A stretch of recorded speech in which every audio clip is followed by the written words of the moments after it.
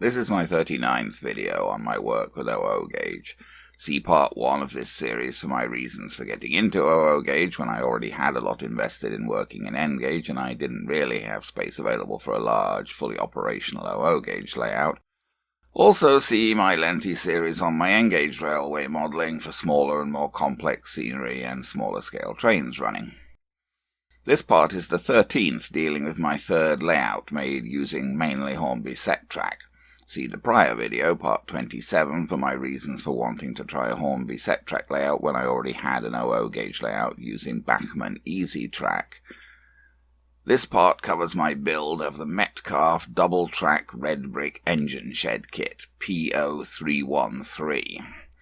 I've been mentioning in my past couple of videos that I was going to build this one after I completed the station platforms and buildings, and now I finally got it done. Going to be a little bit of a long build, this one.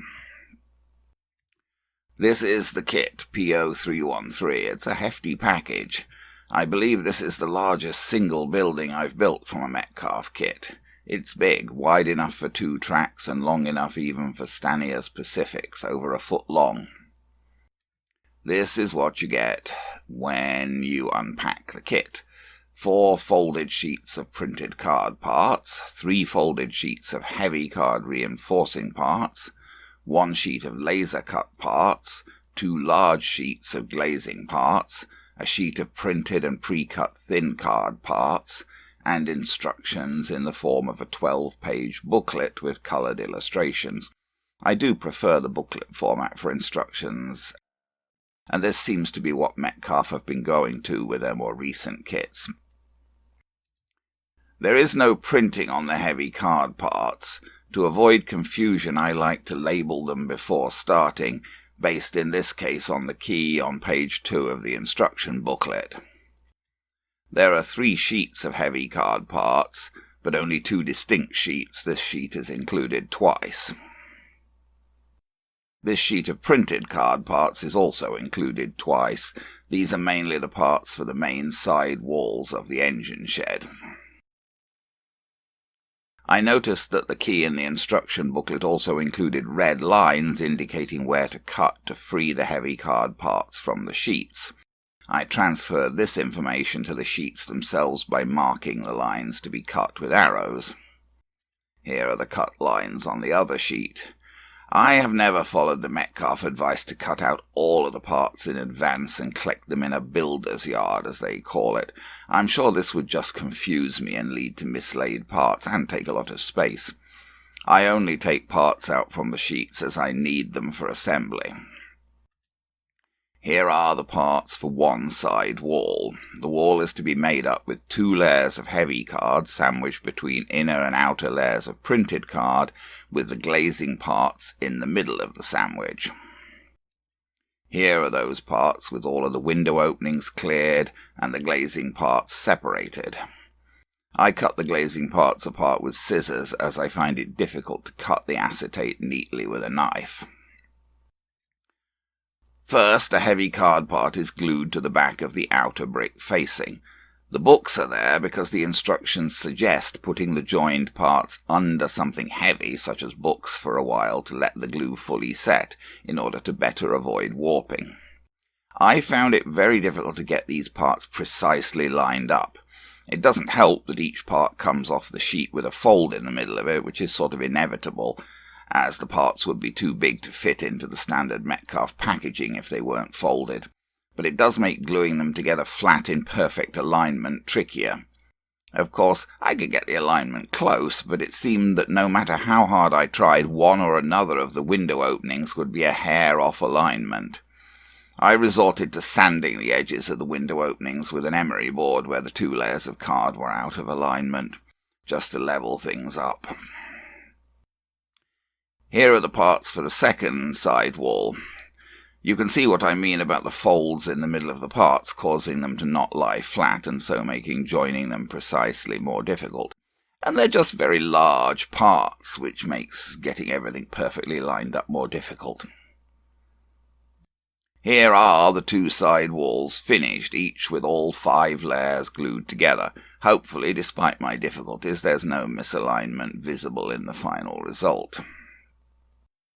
Now a sixth outer layer needs to be added to those walls in the form of decorative brick framing. This again comes in the form of long folded parts.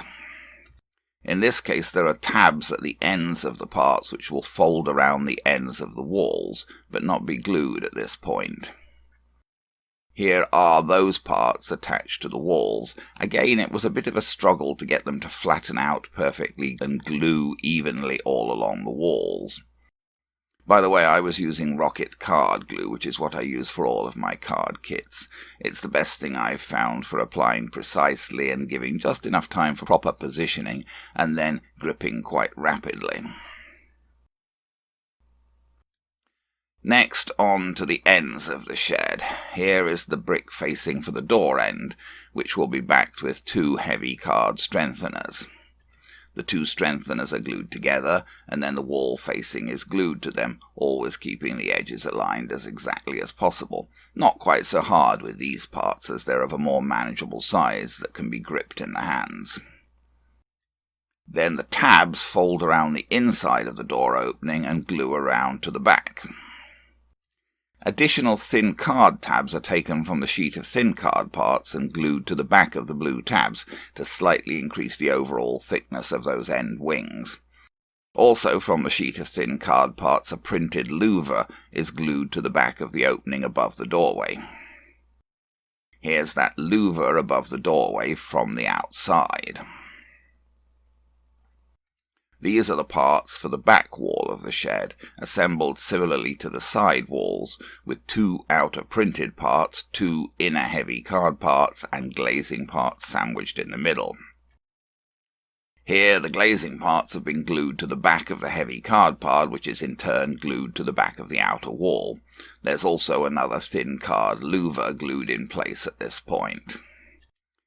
Here's that outer part of the back wall from the outside.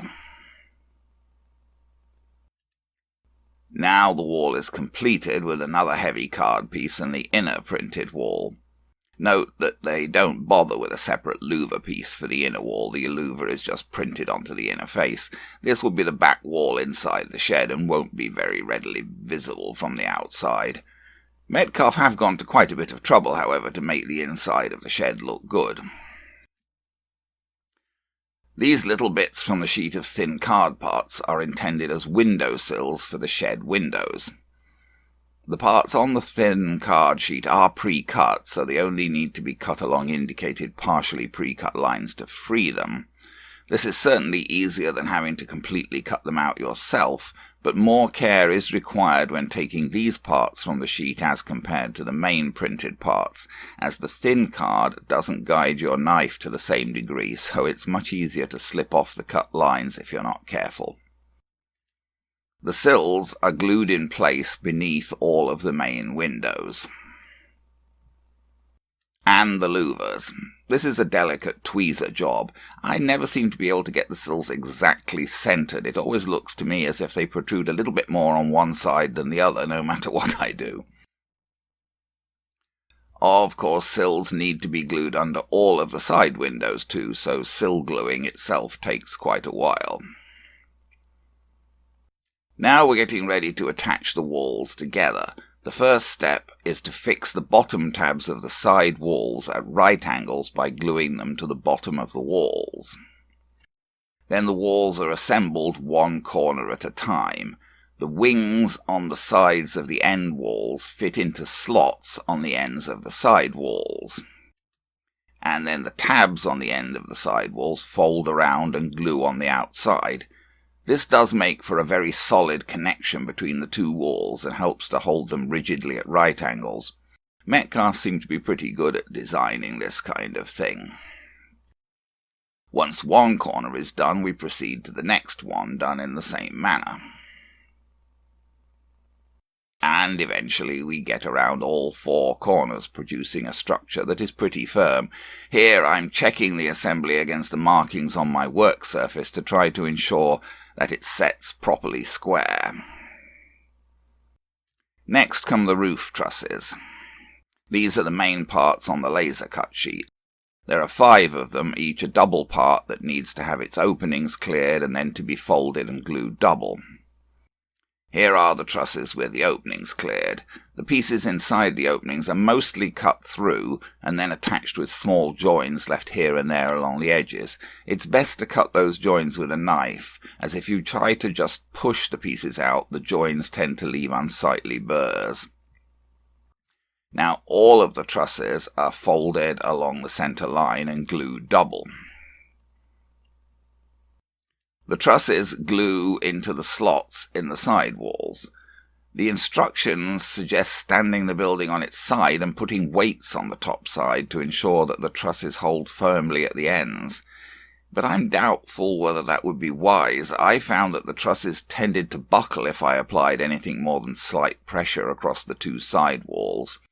So I found gentle but firm was the way to go for getting the trusses properly in place. These are decorative brick pieces to go at the tops of the end walls.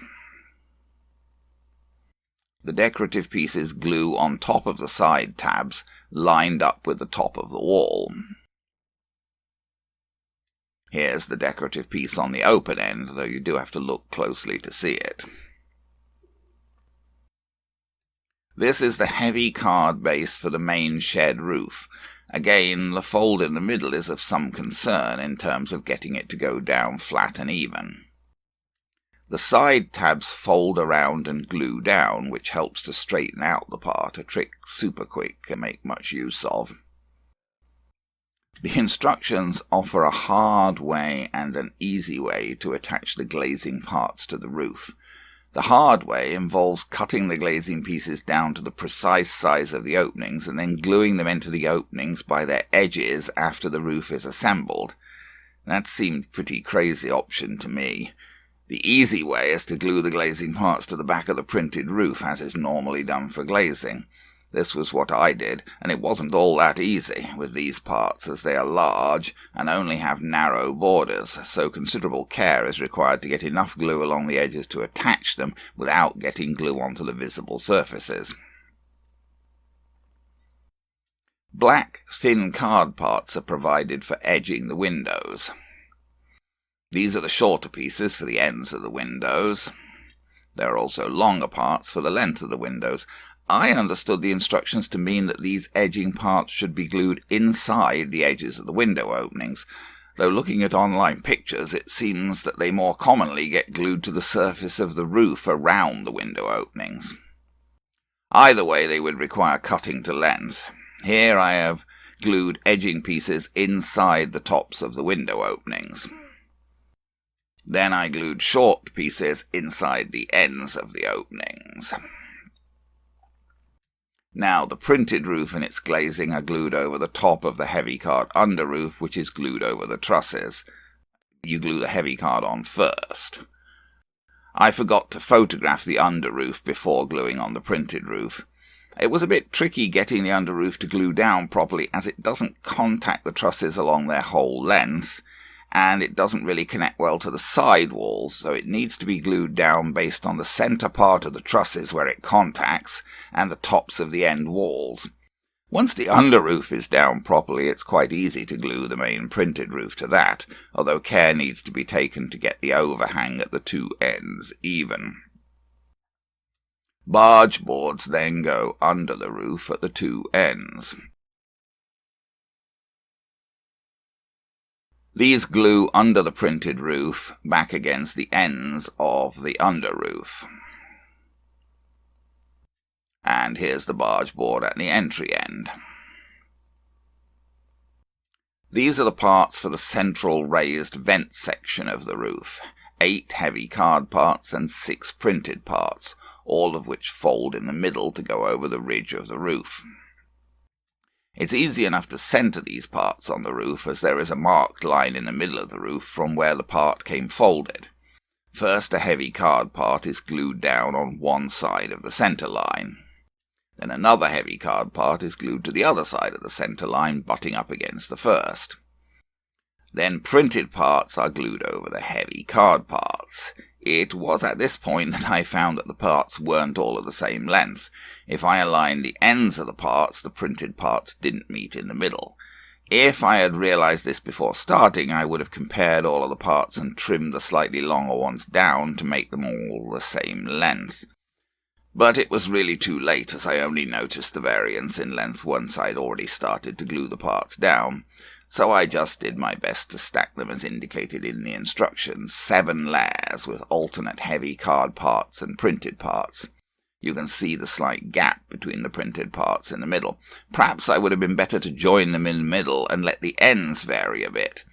But the instructions specifically said to line up the ends, and I followed the instructions. But in fact there are printed thin card parts to cover the ends, so inequality there would probably have been less noticeable than the gaps in the middle. Still, the top of this whole vent roof, the vent roof part with the tiles that goes over the top, is a single part that glues over the whole length, so the gaps between the printed parts in the middle aren't too objectionably noticeable. Next come the chimney vents to go beside the vent roof. These were a real pain. There were 8 of them, 4 for each side of the vent roof, and they came as printed thin card parts. Each needed to be folded around. They were pre-scored, but I still found it wise to use a steel edge to help fold them. The backs were printed black. I did my best to colour the fold lines with a marker, and I also coloured all of the edges with a larger marker.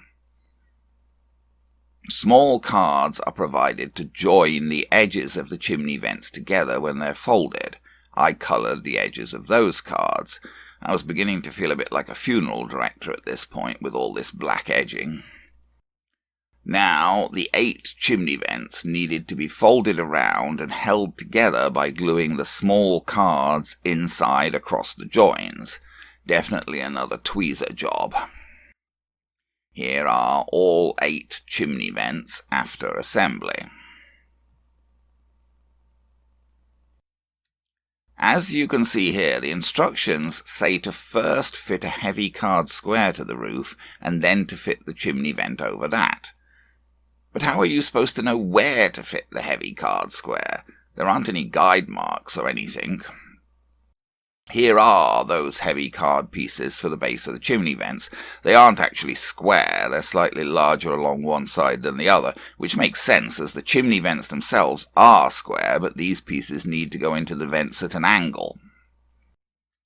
Here I have experimentally fitted one of the base pieces into the angled base of the chimney vent, and it won't go in unless you put it the right way round. This is what I decided to do. I fitted the bases into the bottoms of the vents, pushing up from the other end with a Q-tip to get the base aligned. Then I applied glue around the edges and in the centre, and then I placed the vent by lining it up beside the central vent roof and pressing down. Here are all 8 chimney vents in place. I think my way of gluing them in place worked quite well. Note that unlike normal chimneys, these chimney vents are not going to get any caps on top of them. They're just going to sit like that with their tops open, so it was definitely necessary to colour their top edges. Next, walkways are fitted to the roof. I searched for the tiny angled brackets mentioned in this instruction for a while, before realising that what was referred to was these parts on the laser cut sheet. Here are the walkway pieces to go beside the windows and a bunch of those small brackets which will support the walkways. Enough brackets were provided to use 7 for each walkway, but I used 6, and the instructions seem to show only 4 being used. I think you're actually better off using more brackets rather than less.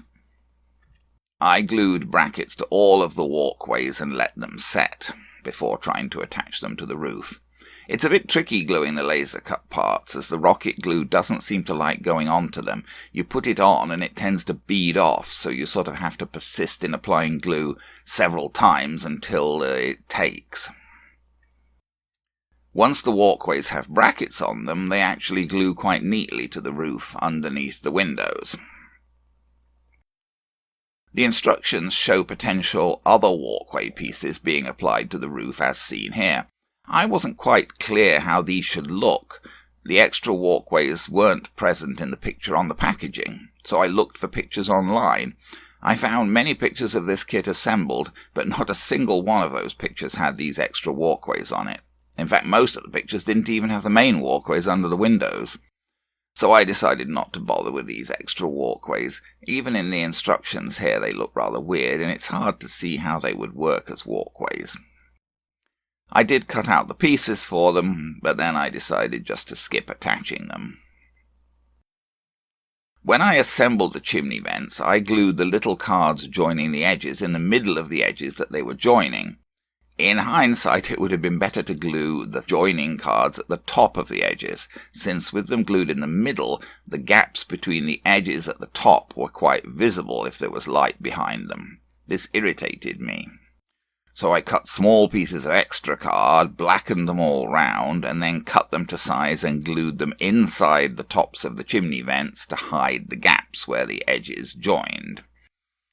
This is after I've done that. I don't see any visible gaps now. This kit comes with ridge tiles on the sheet of thin card parts, rather than with a whole sheet of the standard Metcalfe ridge tiles, as is the case with most Metcalfe kits. I've got lots of those, as you never use anything like the whole sheet, but in this case I used the tiles that came with the kit, this kit. They need to have their folds and edges coloured. Then they're cut to length and glued to the ridges of the roof. So this was the main engine shed essentially complete, apart from additional colouring of edges, etc. I was a bit worried as to whether the shed would fit properly in the location I had for it on the layout. I had used Metcalfe's template, but there were issues with the tabs inside the side walls, etc. As it turned out, the shed fitted over the tracks at the end of my sidings okay, but the ballast on the outside of the tracks did get under the tabs inside the edges of the side walls, and so prevented the shed from sitting down properly. So I used a putty knife and my shark vacuum to remove the ballast on the outside of the lines inside the shed as much as possible. With that done, the shed sat over the lines quite well. I was definitely glad that I'd installed a cork base for the shed. I think this shed would be able to house any loco I will run on this layout. Here's the view looking inside the shed, not bad at all. Although the side tabs are perhaps a bit out of place, but they could be walkways or something. Here's a more general view of that corner of the layout. The Metcalfe goods shed is intended to replace the templates in the foreground, except for the one at the right edge, which is for the workshop included with the engine shed kit, which I turn to next to finish that kit. Here are the walls and the glazing pieces for the workshop. Now this is all still part of the engine shed kit. The glazing pieces glue to the back of the window openings as usual. Here are the workshop walls with glazed windows from the outside. Unusually, the instructions suggest gluing pieces of scrap card to the corner of the base to help with assembly, as seen here. I was happy enough to follow that instruction, and I had saved all of the larger pieces of scrap-heavy card, as they often come in useful for various things. I've used bits of this leftover Metcalfe heavy card to make various other improvised things. Here is the base for the workshop, with a couple of pieces of card glued into the back corner as suggested. Now I started to glue the walls around the base. I did it a bit at a time, gluing the walls to the corner with the extra card first. Then I glued the end wall in place, taking care to get it tight around the doorstep. Finally, the front wall was glued in place, joining the edges over the main door as neatly as possible. Here are the pieces for the two doors of the workshop with their frames, and the last piece of glazing in this kit to go over the main workshop door. The doors are assembled to their frames with the glazing, and then glued in place. The main door frame also serves as a joiner for the front wall. And here is the side door in place. Similarly to the engine shed, the workshop gets decorative brick pieces at the top of its end walls. These stick out a bit at each side of the end walls. These strips of brick will glue along the tops of the front and back walls. The top strips go between the end decorative pieces where those stick out, so they need to be glued to the end decorative pieces as well as glued to the walls. Then the roof goes over the workshop, taking care to try and get the overhang about the same at both ends. The workshop gets barge boards backed by thin strips from the laser cut sheet. The laser cut strips glue up under the end of the roof, and then the barge boards glue on top of those strips. And we can't get away without a chimney. At least Metcalfe chimneys are solid. Normally the vent chimneys are an exception. Here are the heavy card formers for the workshop chimney stack and its brick facing. All of the formers are glued together, and then the printed facing is wrapped around and glued. Oddly, the instructions show this facing glued on with the V pattern in the bricks at the top, but surely that's meant to align with the ridge of the roof, so I glued it on at the bottom. 3 pieces are glued together to make the chimney capstone. And then we have to roll the chimney pots. This is how they come printed into the instructions. I always dread this, though after doing it so many times I'm becoming somewhat resigned. The paper strips are cut from the instructions. Metcalfe do print the back black, which saves some colouring. The strips need to be rolled and glued, not an easy task, as they don't like to roll, and even less do they like to roll evenly, and if you can manage to get them rolled evenly, they don't like to glue. I use a bamboo skewer for rolling the 00 gauge chimney pots. Once rolled and glued, they need to have their edges coloured. I blacken the tops, as this seems reasonable for chimney pots, especially in my period before smokeless fuels. There are windowsills for the workshop also, though I didn't notice any mention of them in the instructions, but I saw them on the thin card sheet, so I glued these in place while I was waiting for the chimney pots to dry. And the last strip of ridge tiling from the thin card sheet is used to make ridge tiles for the workshop. Cut to length, folds and edges coloured, and then glued in place. Now, the chimney pots are glued to the chimney cap, and the cap is glued to the stack. And the chimney is inserted into the hole in the roof. It sits in quite neatly. So that's about it for the workshop. One advantage of taking the parts from the sheets as you need them is that if you get parts left over at the end, you have some clue as to what they're supposed to be. The instructions didn't mention this part, or if they did, I missed it. Presumably it's meant to go over the entrance of the engine shed, since it's called a doorway lintel. I cut it out and coloured its edges. Then I brought the engine shed back from the layout to the bench. Actually, there's already a printed lintel over the entrance, so the extra part is hardly needed. But still, I glued it in place, after cutting it down a bit to make it fit. Does this look better than with just the printed lintel? Maybe. Here's the shed back on the layout with its new door lintel. And here's the workshop on the layout. It's nowhere near the shed because I didn't have any room by the shed. So that's it for this kit. Sorry, rather a long one. Next, probably the Metcalfe goods shed kit, as that's the main remaining railway building.